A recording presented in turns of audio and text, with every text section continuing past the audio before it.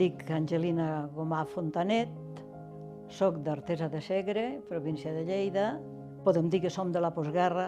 El meu pare va anar a la guerra amb 2 fills ja nascuts i ens vam criar d'aquella manera que ens criàvem en aquella època. Érem 7 boques a taula, molt justet tot. Em dic Maria Dolors Gavàs Gomà. Vaig néixer a Vilafranca del Penedès, però m'he criat sempre a Sant Sadurní d'Anoia. El meu pare era de Barcelona, però per coses de la guerra va fer cap a Sant Sadurní i estava a Correus, era el carter del poble en aquell moment.